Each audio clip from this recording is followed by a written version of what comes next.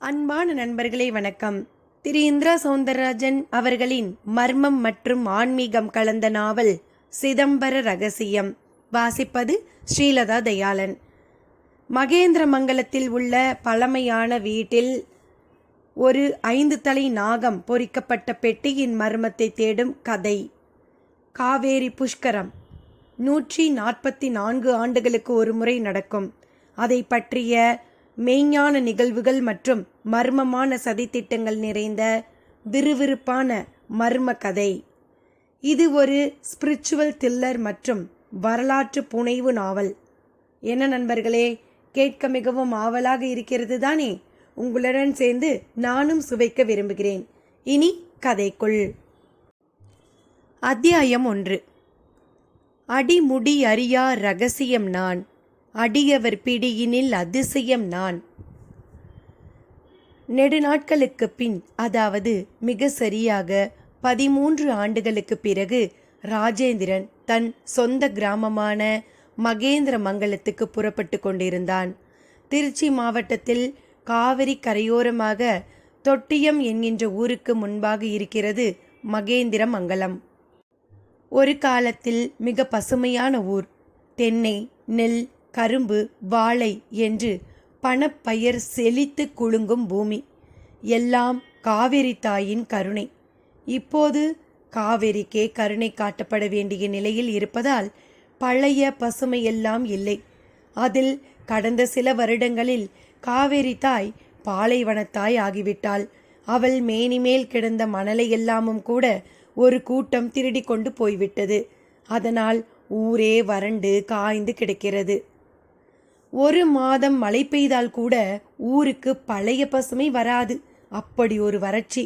அதனாலேயே ஊரில் இருக்கும் அந்த 2.5 ஏக்கர் நிலத்தை விற்றுவிட்டால் என்ன என்கின்ற ஒரு எண்ணம் ராஜேந்திரனுக்கு தோன்றிவிட்டது.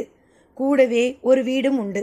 அது இப்போது கந்தசாமி என்கின்ற குத்தகைதாரர் வசம் உள்ளது.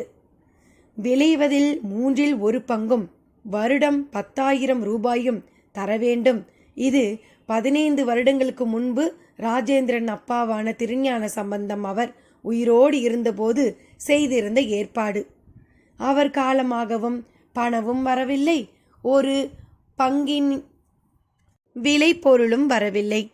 கேட்டால் ஆற்றில் தண்ணீர் வராத நிலையில் விவசாயம் எப்படி செய்வது என்று குத்தகைதாரர் பஞ்சப்பாட்டு பாடுகிறான். நேரில் போனாலன்றி காரியம் ஆகாது என்பது ராஜேந்திரனுக்கு தெரிந்துவிட்டது. அதுதான் கிளம்பிவிட்டான். ராஜேந்திரன் ஒரு டாக்டர், MBBS MD என்று முடித்துவிட்டு ஒரு தனியார் நிறுவனத்தின் மருத்துவ ஆலோசகராகவும் மாலை நேரங்களில் தன் வீட்டிலேயே ஒரு பகுதியை கிளினிக்காகவும் வைத்துக்கொண்டு செயல்பட்டு வருகிறான். திருமணமாகி 6 வயதில் ஆஷா என்கின்ற பெயரில் அழகான பெண் குழந்தை, தெய்வானை என்னும் பெயரில் அழகான மனைவி. இதுதான் ராஜேந்திரன் குடும்பம். சென்னையின் சாபக்கேடுகளில் ஒன்றான நெருக்கடியான பகுதியில் ஒரு அபார்ட்மெண்ட்டில் ஒரு பகுதியை மட்டும் வீடு என்கின்ற பெயரில் சொந்தமாக்கிக் கொண்டு வாழ்ந்து வரும் ஒரு மருத்துவன். டிரைவரான சுலைமான் காரை ஸ்டார்ட் செய்திட கிளம்பிவிட்டது அவன் பயணம். புறப்படும் சமயம் வானம் மேகமூட்டமாய் காட்சி தந்தது. என்ன, வழியில் மழை பீத்து கொள்ளுமோ என்று ராஜேந்திரன் கேட்கவும் சுலைமான் சிரித்து விட்டான். என்னடா சிரிக்கிற? சிரிக்காம என்ன சார் பண்ண?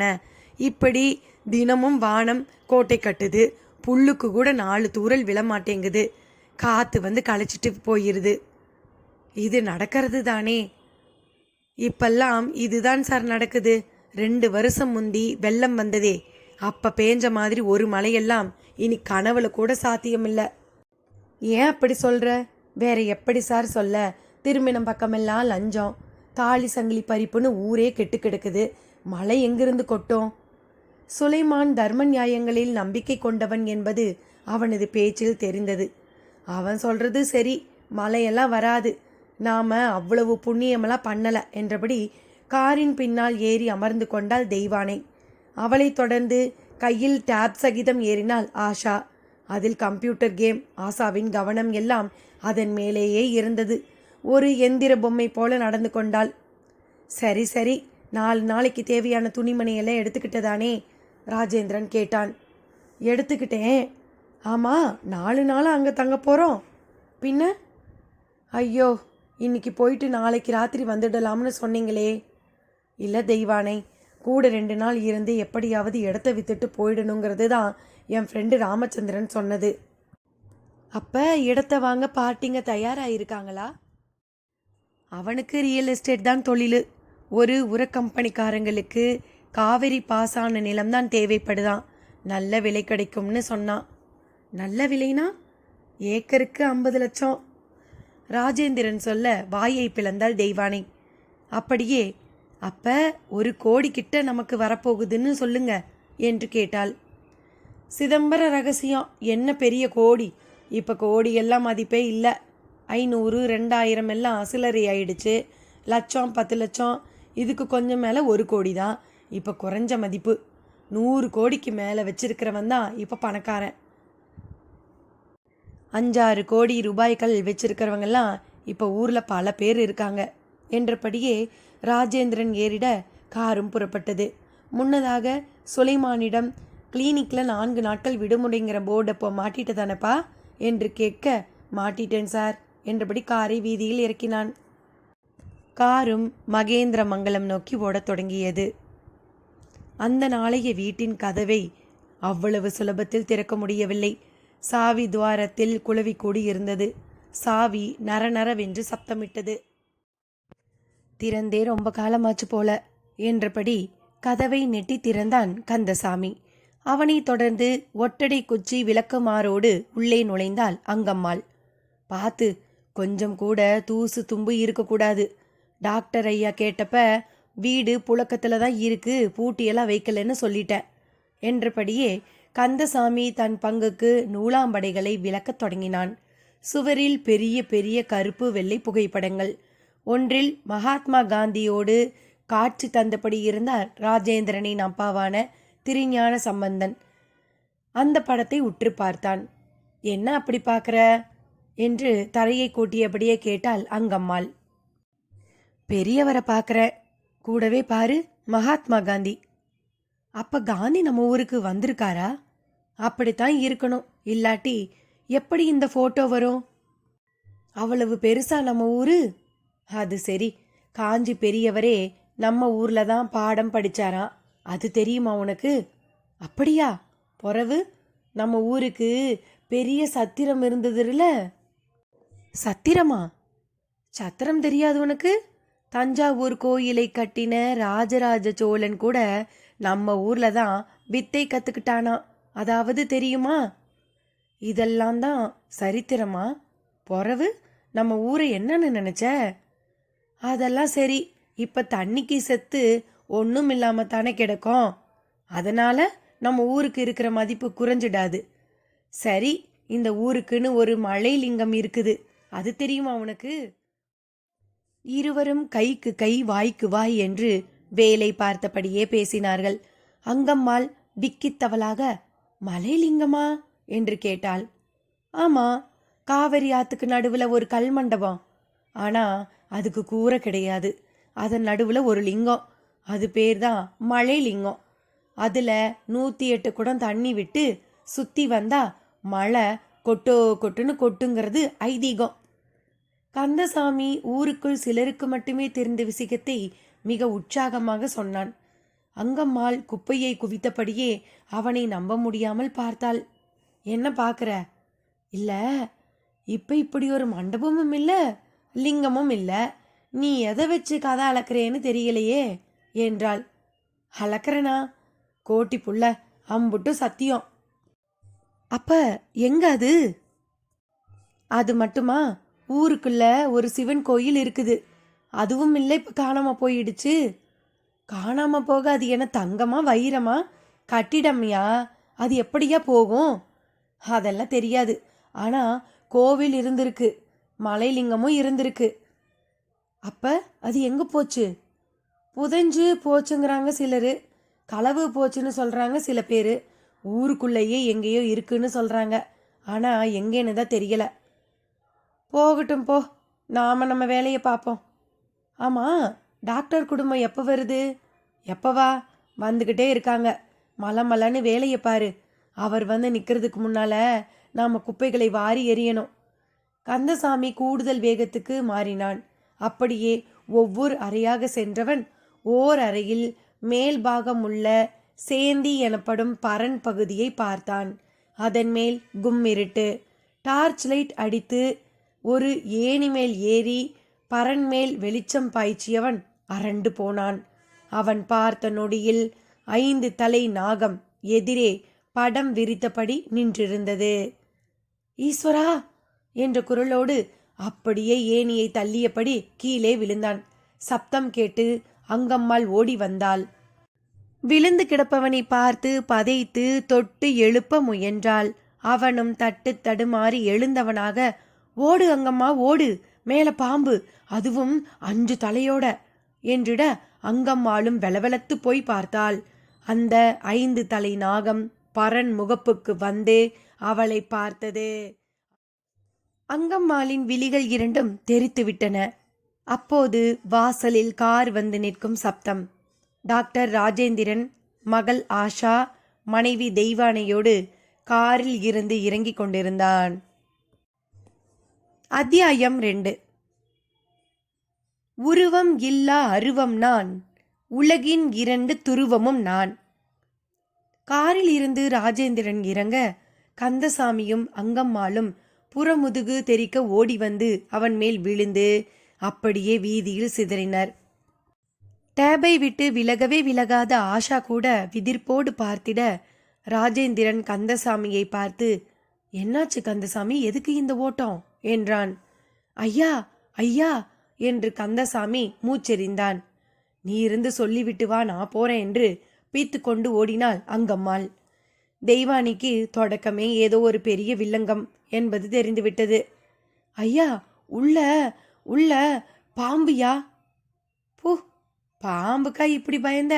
ஆள் இல்லாத வீடு, பாம்பு தேளி இருக்கத்தானே செய்யும். ஐயா இது சாதாரண பாம்பில்ல, 5 தலை நாகம். 5 தலை நாகமா?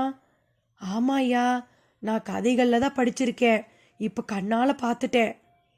உளராத, ஏதாவது ஃபோட்டோ கீட்டோ பார்த்தியா? கேட்டபடியே சூட்கேஸை காரின் டிக்கியில் இருந்து இறக்கினான். அதை எடுத்துக்கொண்டு உள்ளே செல்ல வேண்டிய கந்தசாமியோ தயங்கி நின்றான். எடியா, வேடிக்கை பார்க்குற? இல்லையா, உள்ளே போக வேணாம், பயமா இருக்கு. இதோ பாரு, இது 2017. பனை மரம் அளவு அனகொண்டா பாம்பு கூட உண்டு. ஆனால் 5 தலை நாகமெல்லாம் இது வரைக்கும் இந்த உலகம் பார்க்கவே பார்க்காத ஒன்று. ஆமாம், இவ்வளவு நாளா வீட்டை நீ பார்த்துக்கவே இல்லையா? இன்னைக்கு தான் திறந்தியா? அது அது வந்தியா, நீ தடுமாறுதல இருந்தே நல்லா தெரியுதே என்றபடியே ராஜேந்திரன் தைரியமாக உள்ளே நுழைய தொடங்கினான். ஆனால் கந்தசாமி அந்த இடத்தை விட்டு நகராமல் நின்றான்.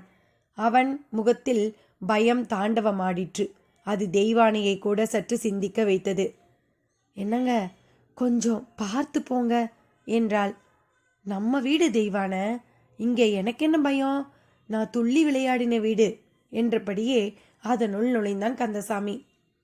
டிரைவராக வந்த சுலைமானுக்கு வரும் வழியிலேயே வயிற்றுப்போக்கு ஏற்பட்டதால் செங்கல்பட்டோடு கலன்று கொண்டான்.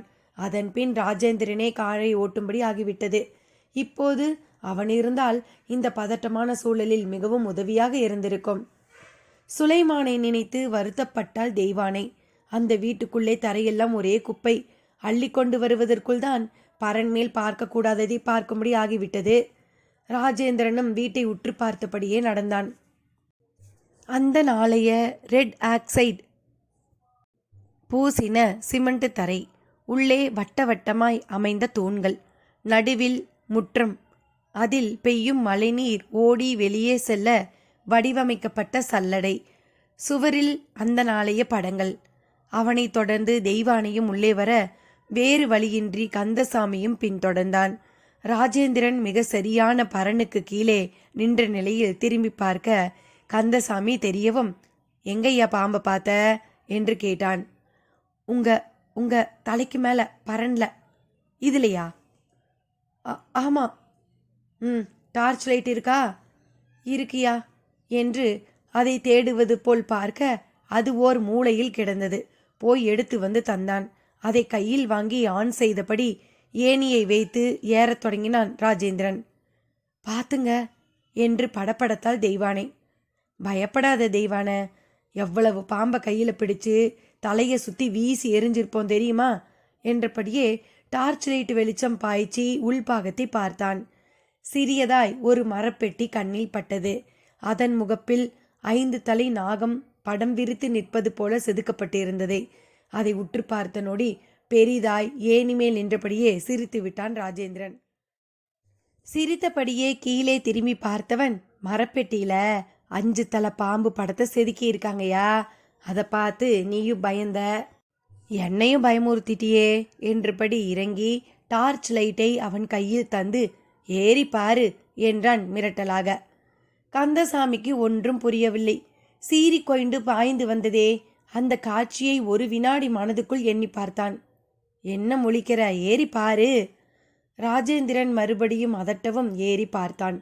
பெட்டிதான் அந்த நொடியே புசுக்கென்று ஆகிவிட்டது கந்தசாமிக்கு. இதுவா நம்ம அந்த பாடுபடுத்தியது? அசடு வலிய திரும்பி பார்த்தான். ஆமாங்கய்யா, பெட்டிதான். அதை அப்படியே கீழே இறக்கு, என்ன இருக்குன்னு பார்க்குறேன். அப்புறம் கிச்சனை சுத்தம் பண்ணிட்டியா? அங்கே அடுப்பு பற்ற வைக்க முடியுமா? பண்ணலாங்க, அம்மா சமையலே செய்யலாம். கேஸ் அடுப்பு பாத்திரம் எல்லாம் தயாராக இருக்குது. கொல்லையில் தொட்டியில் தண்ணியை தேக்கணும். போய் சமையல் சாமான் வாங்கிட்டு வரணும், அவ்வளவுதான். போகட்டும், முசிறி ராமையர் ஹோட்டல் இருக்குதானே? இல்லைங்க, ஐயரும் நம்ம குடும்பத்தை போலவே பட்டணம் பக்கம் போயிட்டாருங்க. ஆட, ஐயர் கடை அரிசி உப்புமா பற்றி தெய்வானக்கிட்ட சொல்லிக்கிட்டே இருப்பேன். அதனால் என்னங்க, பெரிய பெரிய ஹோட்டல்லாம் வந்துருச்சுங்க. சரி, சாப்பிட ஏதாவது வாங்கிட்டு வா, அப்படியே சமையல் ஐட்டங்களையும் வாங்கிட்டு வந்துடு என்று 2000 ரூபாய் நோட்டை நீட்டவும் கந்தசாமியும் வாங்கி கொண்டு புறப்பட்டான். போகும்போது ஆஷாவை ஒரு பார்வை பார்த்தான். அவள் பார்வை டேபிலே ஒரு கேம் மேல் இருந்தது. ஐயா, வந்ததில் இருந்து பார்க்குறேங்க, பாப்பா இந்த டிவி பெட்டியும் கையுமாகவே இருக்கே. இப்பெல்லாம் கையில் பிடிச்சிக்கிட்டே டிவி பார்க்கலாமுங்களா? இல்லை, இது டிவி இல்லை, டேப். உனக்கு சொன்னால் புரியாது. நீ போயிட்டு வா, நாங்கள் இந்த குப்பையை அள்ளி போட்டுட்டு கொஞ்சம் ஓய்வெடுக்கிறோம் என்ற கணவனை சோம்பல் முறித்தபடி பார்த்தால் தெய்வானை. என்ன தெய்வா, டயர்டாக இருக்கா? பின்ன 7 மணி நேரம் உட்கார்ந்து வந்திருக்கோம். இந்த கார் ஏசியில் ஆக்சிஜனும் சரியாக இருக்காது, கேட்கணுமா? அழுத்துக்காத, நீ ஒரிஜினல் மாமியார் வீட்டுக்கு வந்திருக்க. போய் முதல்ல பூஜை அறையில் விளக்கை ஏற்று. விளக்கை ஏற்றுறதா? நாம் என்ன இங்கே வாழவா வந்திருக்கோம்? புதுசு புதுசாக சொல்கிறீங்க. நம்மளோட வீடு தெய்வான, விலைக்கு விற்று பணம் கைக்கு வரும் வரை நம்ம சொத்து தானே. இருக்கிற வரை அந்த உணர்வை அனுபவிப்போம். அவனிடம் சொந்த ஊர் பாசம் கொடி பிடிக்க தொடங்கிவிட்டது. அதை ரசித்தபடியே தெய்வாவும் அந்த வீட்டு மருமகளாக தன்னை மாற்றிக்கொள்ள தொடங்கினாள். அலாதியாக வைக்கோல் கிடக்கும் தெருவுக்குள் சைக்கிளை சர்க்கஸில் கரடி ஓட்டுவது போல் ஓட்டிக்கொண்டு கந்தசாமி போவதை பார்த்து அங்கம்மாள் ஒரு இடத்தில் குறுக்கிட்டாள். யோ, நில்லையா? என்ன அங்கம்மா? என்னையா, தூங்கி எழுந்திருச்சவனாட்டம் தெம்பா வண்டியை ஓட்டிக்கிட்டு போற? பாம்பு பயம் போயிடுச்சா? அதுவா, அது பிரம்ம புள்ள. உண்மையிலே அங்கே 5 தலை பாம்போட மரப்பெட்டி தான் இருந்திருக்கு. அதை நான் தான் பார்த்து பாம்புன்னு பயந்துட்டேன். பிரம்மையா? அப்போ நான் பார்த்தேனே, அது நான் சொல்லவும் தானே நீயும் பார்த்த? அப்போ அதுவும் பிரம்மதான் இல்லையா? இப்போ நினச்சாலும் வயிற்ற கலக்குது. நீ என்னன்னா சர்வசாதாரணமாக பிரம்மைங்கிற? உள்ளே பரன் மேலே ஏறி பார்த்துட்டு தானே சொல்கிறேன். டாக்டரும் தைரியமாக அங்கே தங்க சொல்லிட்டாரு. சாப்பிட ஏதாவது வாங்கிட்டு வான்னாரு, அதான் வந்தேன். நெசமாவா சொல்கிற? ஆட போ புள்ள, ரூபா நோட்டை பாரு, டாக்டர் ஐயா தான் தந்தாரு. நீயும் போய் ஒத்தாசை பண்ணுற வழியை பாரு. கந்தசாமி சொன்னாலும் அங்கம்மாளிடம் சிறு தயக்கம். என்ன, இம்புட்டு சொல்லியும் நம்ப முடியலையா? இல்லை, பார்த்தது எப்படி பொய்யாச்சுன்னு தான் யோசிக்கிறேன். பொய் தான். 5 தலை பாம்பு நம்ம ஊரில் இருந்திருந்தா ஒருத்தர் கண்ணில் கூடவா பட்டிருக்காது? அப்போ நான் போகட்டா? போனாதான் பேசினபடி கூலி தருவேன், பார்த்துக்க. யோ, என் வயித்துல அடிச்சிடாதையா, நான் போறேன்.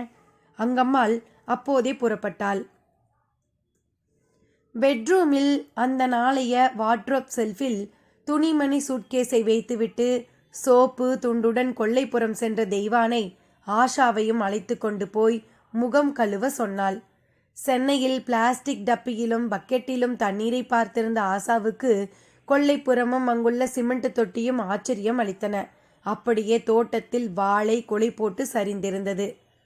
ஹாய் பனானா என்று குழந்தை முதல் தடவையாக அதை பார்த்தாள். Yes, you want to eat? Definitely. Then wait for some days because this banana is now not in the fruit stage. Yeah, it's greeny. Okay, you can wash your face. Where is mug mummy?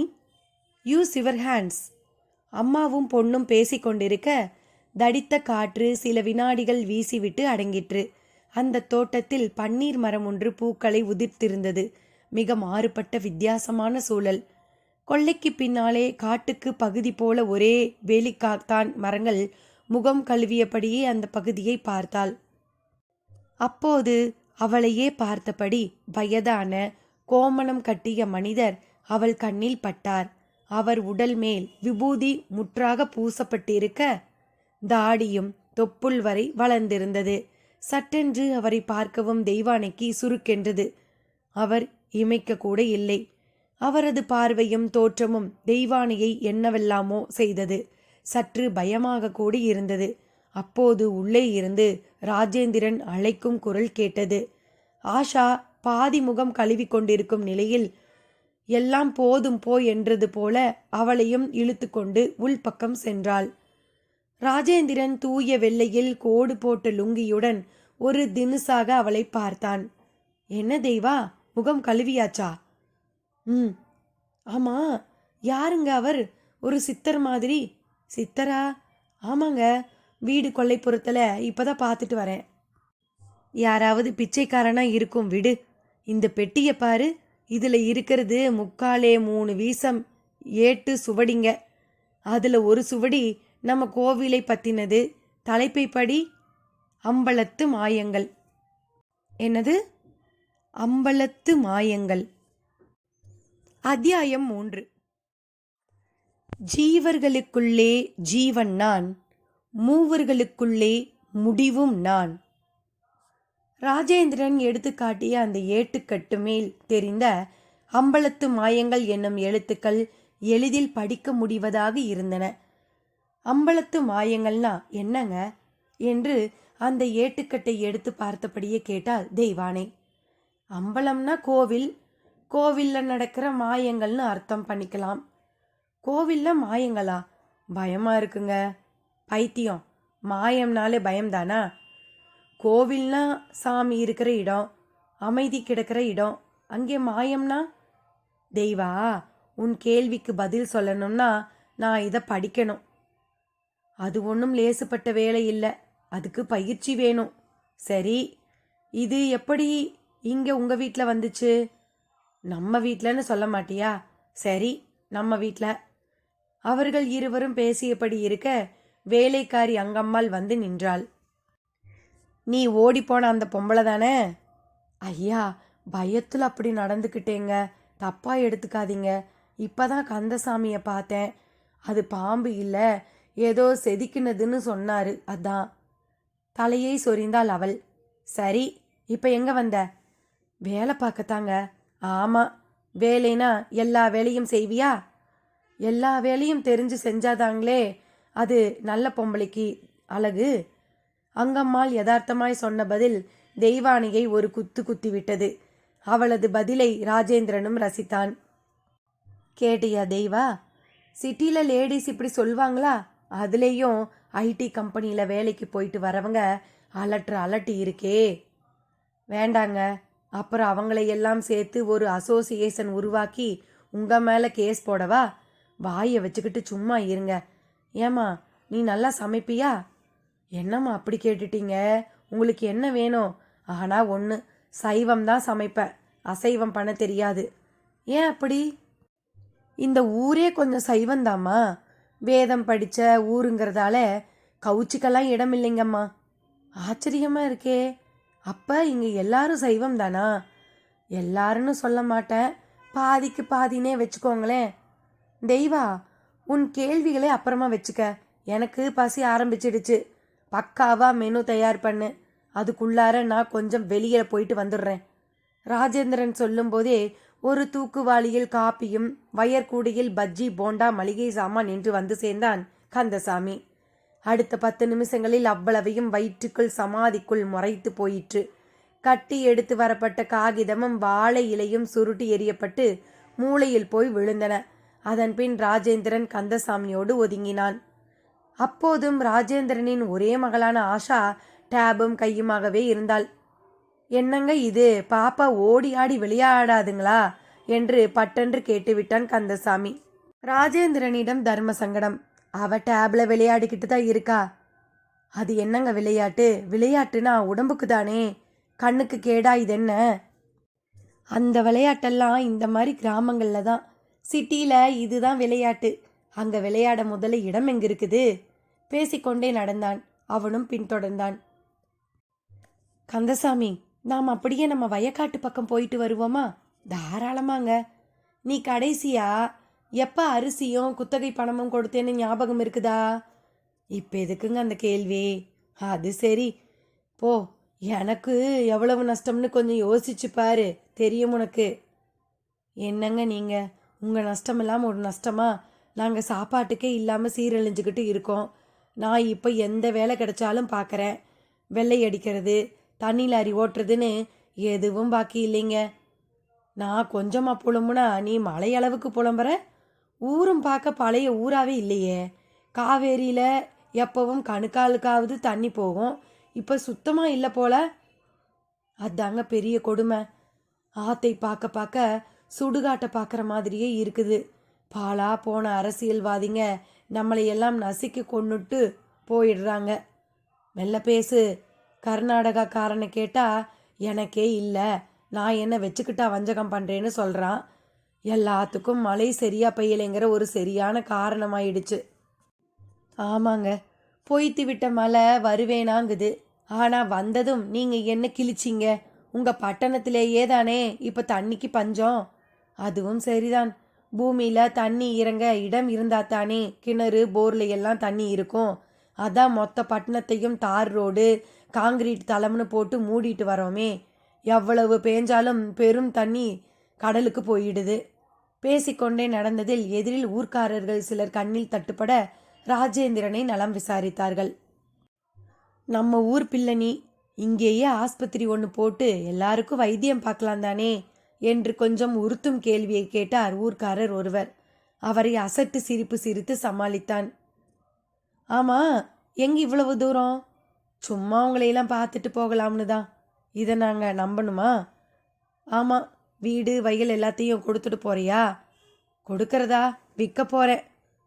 இப்படி எல்லாரும் வித்துட்டு பிறந்த ஊரே வேணாம்னு போனால் எப்படிப்பா?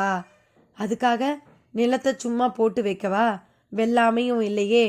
உனக்கு மட்டும் தானே, ஊரே காஞ்சு தானே கிடக்குது. பேச்சு இப்படி மிக சகஜமாக இருந்த அந்த வேளையில் தெருவில் போய்க் கொண்டிருந்த சந்நியாசியை போன்ற ஒருவர் அருகில் வந்து ஒரு சிரிப்பு சிரித்தார்.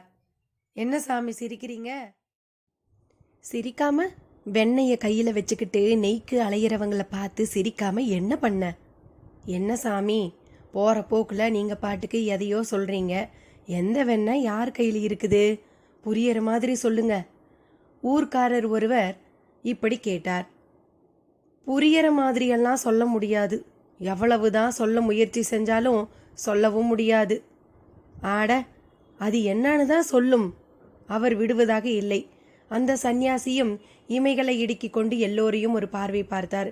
பிறகு சொல்லட்டுமா என்று கேட்டார். ஆட, சொல்லு சாமி. என்னமோ சிதம்பர ரகசியம் மாதிரி பீடிகையெல்லாம் போடுற.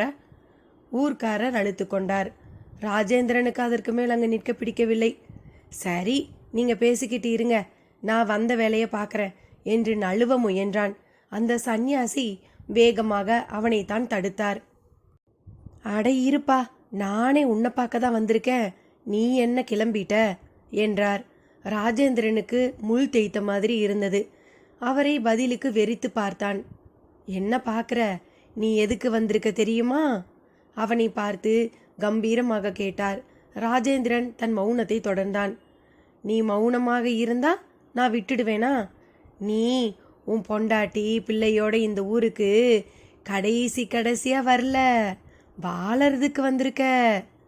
அவர் பேச்சு ராஜேந்திரனை கலவரப்படுத்திற்று. அது அவன் கண்களில் தெளிவாக தெரிய ஆரம்பித்தது.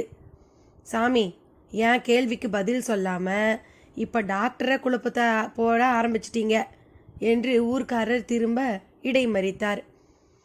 இவர் யாருங்க, என்னை பத்தி ரொம்ப தெரிஞ்ச மாதிரி பேசுறாரே என்று ராஜேந்திரனும் வாய் திறந்தான். எங்களுக்கே புதுசுப்பா, இவர் மட்டும் இல்ல, இவர் மாதிரி இப்ப ரொம்ப பேர் புதுசா வர்றாங்க. நடுராத்திரியில காவேரி ஆத்துல நடுவுல போய் சொக்கப்பானை மாதிரி கொளுத்திக்கிட்டு விடிய விடிய ஆடுறாங்க பாடுறாங்க. கேட்டா மறைஞ்சிட்ட தெய்வத்தை தேடி வந்திருக்கோம்னு சொல்றாங்க. ஊர்க்காரர் ஒருவரின் விளக்கம் அந்த சந்நியாசியை சற்று கோபப்படுத்தியது. விடிய விடிய ஆடுறோம் பாடுறோம்னு சாதாரணமா சொல்லாத, அது வழிபாடு. காவிரி தாய திரும்ப ஜலப்பிரவாகமா பார்க்க வேண்டாமா? அதுக்கு என்ன சாமி? அதான் வேதம் பரவி கிடக்கிற இந்த ஊர்ல நாங்க எங்க அகத்தியரை கூப்பிடுறோம். அகத்திய முனிவரையா? ஆமா, அவர்தான் சித்த புருஷர்களுக்கெல்லாம் தலைவர். காவிரியாறு இந்த மண்ணில் பாயவே காரணமாய் இருந்தவர். என்ன இது, இவர் பாட்டுக்கு உளர ஆரம்பிச்சிட்டாரு. சரி சாமி, நீங்க கிளம்புங்க. டாக்டர் தம்பி, நீங்களும் புறப்படுங்க. இனியும் இவர் கூட நாம பேசினா நமக்கு பைத்தியம் பிடிக்க வாய்ப்பு இருக்கு என்று ராஜேந்திரனை விசாரித்த அவ்வளவு பேரும் கலைய முற்படுத்தினர். ராஜேந்திரனும் கந்தசாமியோடு நடந்தான். இவரோ அவனை தொடர்ந்தார். கந்தசாமிக்கு இவர் வருவது கோபத்தை தந்தது. யோ, எங்க வர என்று அதட்டலாக கேட்டான். சந்நியாசி பதில் கூறாமல் வெறித்தார். என்ன சாமி, ஏதாவது பணம் வேணுமா? கேட்டு வாங்கிட்டு போங்க, பூடகமா பேசி குழப்பாதீங்க என்று ராஜேந்திரனும் பாக்கெட்டில் கையை விட்டான். அவர் கையை உதறி தடுத்தார். அவன் சற்று அதிர்ந்தான். உன் பணம் யாருக்கு வேணும்? அது எரிஞ்சு போகிற காகிதம். எனக்கு தங்கமே தெருப்புழுதி தான், தெரியுமா உனக்கு? அதட்டலாக கேட்டவர் குனிந்து சாலையில் கிடந்த புழுதி மண்ணை கையில் எடுத்தவராக, நீட்டு உன் கைய என்றார். ராஜேந்திரன் நீட்டவில்லை. நீட்டு என்று அவர் அதட்டவும் நீட்டினான். அவரது கையில் இருந்த புழுதி மண் பொலபொலவென்று அவன் கையில் விழ ஆரம்பித்தது. ஆனால் அது புழுதி மண்ணாக அல்ல, தங்கத் துகள்களாக. அத்தியாயம் 4. ஆடல் கலையின் தலைவன் நான், கூடல் நிலையில் உமை சிவன் நான். அந்த தங்கத் துகள்கள் அவனது வாயை பிளக்க செய்தன. அவன் உள்ளங்கை நிரம்பிவிட்டது. சந்நியாசியோ மிக கோபமாக, போய் முதல்ல இது தங்கமானு பரிசோதனை செய்யி, அப்பதான் நான் பிச்சைக்கார பரதேசி இல்ல, ஒரு சிவப்பரதேசின்னு உனக்கு புரியும் என்றபடி அந்த இடத்தை விட்டு வேகமாக விலகியும் சென்று விட்டார்.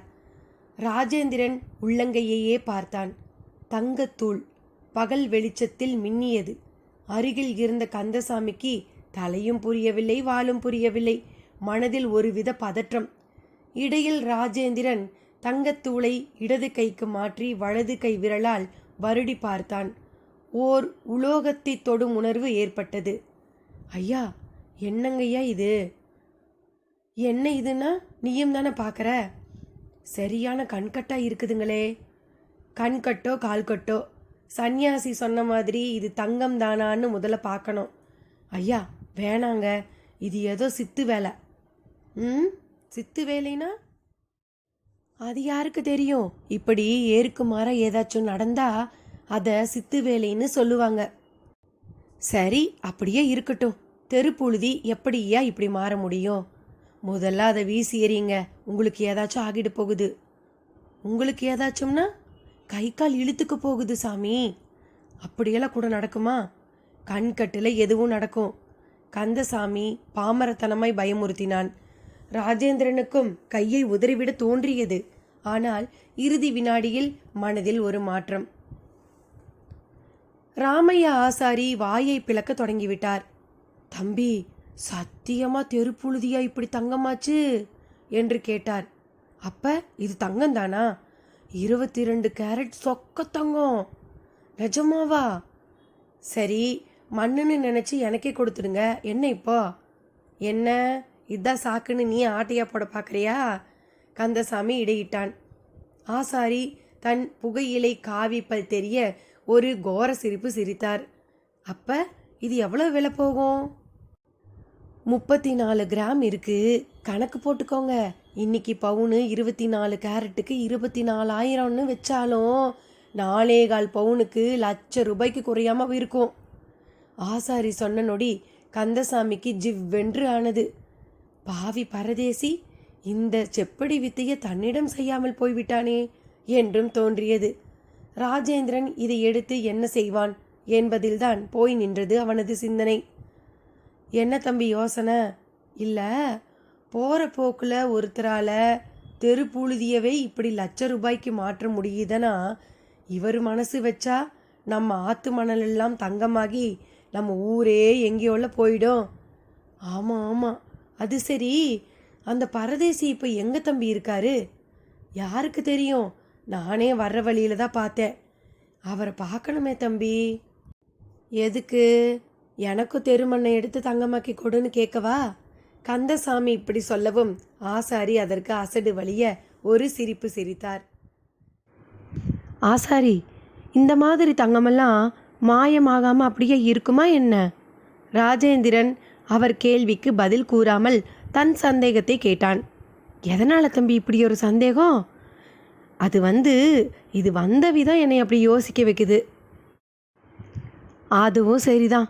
இதுக்கு ஒரே பதில், இதை பொட்டலமாக கட்டி வையுங்க, என்ன ஆகுதுன்னு பார்ப்போம்.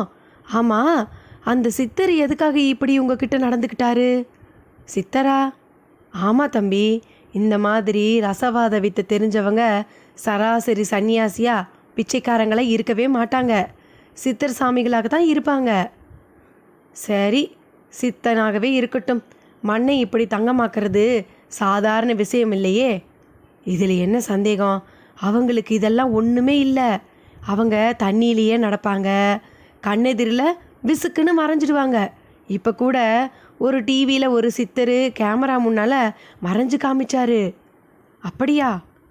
தம்பி, நம்ம ஊர் எப்போவுமே விசேஷமானது. அந்த காலத்தில் நிறைய சித்தருங்க நடமாடி இருக்காங்க. நடுவில் எதுவும் இல்லாமல் இருந்துச்சு, இப்போ திரும்ப வந்திருக்காங்க. இங்கே ஏதோ நடக்க போகுதுன்னு தான் தோணுது.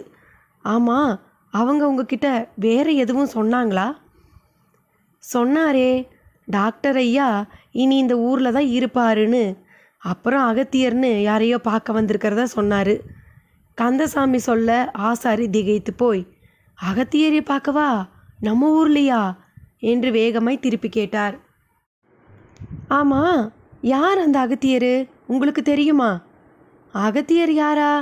அவரால் தான் ஐயா நம்மளோட ஊர் வழியா காவிரியே ஓடிக்கிட்டு இருக்கு. ஆசாரி, இதெல்லாம் புராணத்து கதை. அகத்தியர் பற்றி நானும் கேள்விப்பட்டிருக்கேன். நீங்கள் இப்போ நடக்கிற காலத்தை மனசில் வச்சுக்கிட்டு பேசுங்க. இதையெல்லாம் எப்படி எடுத்துக்கிறதுனே எனக்கு தெரியலை என்றபடி அந்த தங்கத்துகளை பொட்டலமாக கட்டினான் ராஜேந்திரன். பத்திரம் தம்பி, அப்படியே பாக்கெட்டில் வையுங்க, என்ன ஆகுதுன்னு பார்ப்போம். ஆமாம், நீங்கள் பட்டணமா? ஆமாம், இது நான் பிறந்து வளர்ந்த ஊர். பூர்வீக சொத்தை வச்சிருக்க முடியாமல் வித்துடலான்னு வந்திருக்கேன். அப்படியா விஷயம்? பார்த்து தம்பி, இந்த தண்ணி கேன் போடுறவங்களுக்கு மட்டும் வித்துடாதீங்க. இஷ்டத்துக்கு போர் போட்டு தண்ணியை உறிஞ்சி எடுத்து நல்லா காசு பார்த்துடுவாங்க. ஆசாரி எச்சரிக்கை செய்யவும் கந்தசாமி அவரை ஒரு முறை முறைத்தவனாய், இன்னைக்கு தண்ணி கேன் போடுறவங்க மட்டும் இல்லைன்னா மாடியில் அப்பார்ட்மெண்ட்டில் குடியிருக்கிறவங்க அம்புட்டு பேரும் சிங்கி தான் அடிக்கணும், ஞாபகம் வச்சுக்க என்றான். அவருக்கு எதிராக, என்னால் உன் தரப்பில் யாராச்சும் தண்ணி பிஸ்னஸ் பண்ணுறாங்களா? இம்புட்டு வேகமாக வக்காலத்து வாங்கிட்டு வர்ற என்று ஆசாரியும் ஒரு வாங்கு வாங்கினார். ராஜேந்திரன் மட்டும் அமைதியாகவே இருந்தான். இனி அங்கே அவரிடம் பேச எதுவும் இல்லை என்பவன் போல் அங்கிருந்து புறப்பட்டான். கந்தசாமியும் பின்தொடர்ந்தான். அருகில்தான் இருந்தது அவனுக்கு சொந்தமான வயல் பகுதி. அங்கே போய் நின்றபோது வரப்புகள் இளைத்து போய் ஏதோ பெயருக்கு சிறிய மண் திட்டாய் ஆங்காங்கே காட்சி தந்தன. நிலம் முழுக்க பலவிதமான காட்டுச் செடிகளின் கூட்டம். அதன் ஊடாக ஆடுகள் மேய்ந்தபடி இருக்க 12 வயது பெண் பிள்ளை ஒருத்தி அந்த ஆடுகளை மேய்த்து கொண்டிருந்தாள். ஓரிடத்தில் வைக்கோல் போர் உயரத்துக்கு மண்மேடு, அதன் மேல் வேப்பமரம், அதன் நிழலில் சில மாடுகள் படுத்திருந்தன. மற்றபடி கண்ணுக்கு எட்டிய தூரம் எங்கும் வெறும் காட்டுச் செடிகள்தான். அவைகள் கூட காய்ந்து போயிருந்தன. ஒரு காலத்தில் அழகா புசு புசுன்னு பச்சை கம்பளம் விரித்த மாதிரி காட்சி தந்த இடம். சரேல் என்று கொக்கு கூட்டம் எழும்பி பறக்கும். அந்த மணல் மேட்டுக்கு அப்பால் அழகான கிணறு தண்ணி இளநீர் நிறத்தில் டால் அடிக்கும். அதில் மின்சார மோட்டார்.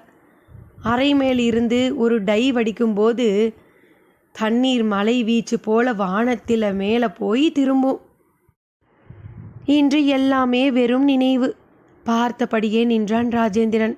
அப்படியே அந்த கிணற்றை நோக்கியும் சென்றான். அடி ஆழத்தில் ஏதோ பேருக்கு கொஞ்சம் தண்ணி இருந்தது. அதை பார்க்க பெருமூச்சு வந்தது. என்னையா, பழைய ஞாபகம் வந்து மனசு பாடா படுத்துதா? ஆமா கந்தசாமி, எப்படி இருந்த ஊரு. அதே நினைப்பு தான் எனக்கும். இருந்தாலும் ஒரு சின்ன நம்பிக்கை இருக்குங்க. சின்ன நம்பிக்கைனா, தப்பி தவறி மழை பெஞ்சு ஆற்றுலையும் தண்ணி வந்துடுன்னு நம்புகிறேன். மழை பெய்யறது இப்போ அதிர்ஷ்டத்தோடு சேர்ந்துடுச்சு பார்த்தியா. வந்தா உண்டு, இல்லாட்டி இல்லை. எல்லாம் அதோட இஷ்டம். அதான் அதிர்ஷ்டம். ஆமாம், யாரோ உர கம்பெனிக்காரங்களுக்கு விற்க போகிறீங்கன்னு சொன்னீங்களே, அவங்களும் பட்டணமா? இல்லை, திருச்சியை சேர்ந்தவங்க. அவங்க வந்து பேசின பிறகு தான் தெரியும் விலை படியணுமில்ல. அதுவும் சரிதான் என்றபடி அப்படியே திரும்பி நடக்கத் தொடங்கினார். வயல் பரப்பை விட்டு மண் சாலைக்கு வந்து அங்கிருந்து வீடு நோக்கி நடக்கத் தொடங்கிய போது தோளில் குரங்கோடு ஒருவர் கடந்து போனார். இடுப்பில் கோமணம் மட்டும் கட்டியிருந்தார். வித்தியாசமாய் மூக்கில் ஒரு வளவி போட்டிருந்தார். அந்த நாளில் பிள்ளை பிறந்து தங்காமல் போகும் குடும்பங்களில் பிள்ளை தங்க வேண்டும் என்றால் மூக்கில் வளவி போடுவார்கள். அந்த பிள்ளைகளுக்கும் அதன் பின் உடல்நலக்கேடு வராது, அது தப்பித்துவிடும். இதுக்கு பின் இப்படி ஒரு விஷயம் உண்டு. இந்த கோவனாண்டியும் இப்படி ஒரு பிள்ளையாக இருக்க வேண்டும்.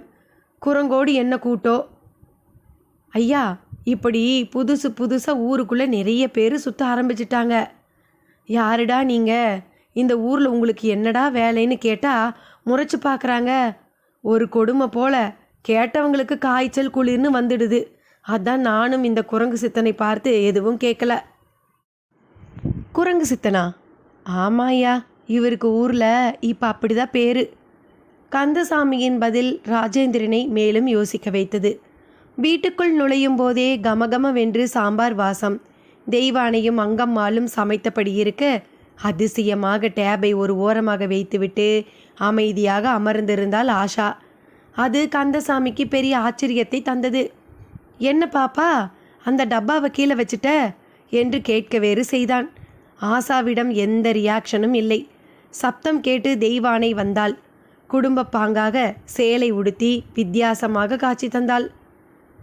என்னங்க, இடத்த பார்த்துட்டு வந்துட்டீங்களா? அது அங்கே பத்திரமா இருக்கா என்று ஜோக் அடிப்பது போல பேசினாள். ராஜேந்திரன் அதுக்கு பதில் சொல்லாமல் பாக்கெட்டில் கையை விட்டு அந்த தங்க மண் பொட்டலத்தை வெளியே எடுத்தான். என்னங்க இது? பிரித்து பாரு. என்ன, ஏதாவது பிரசாதமா? ஆமாம், பாரு தெரியும். அவளும் பிரித்தாள். உள்ளே புழுதி மண். அதை பார்த்தவள், என்னங்க இது மண்ணு மாதிரி இருக்கே என்று கேட்க ராஜேந்திரனும் கந்தசாமியும் ஒரு சேர திகைத்து போய் அதை வாங்கி பார்த்தனர். மண்ணேதான். ஆமா, புழுதி மண்ணேதான்.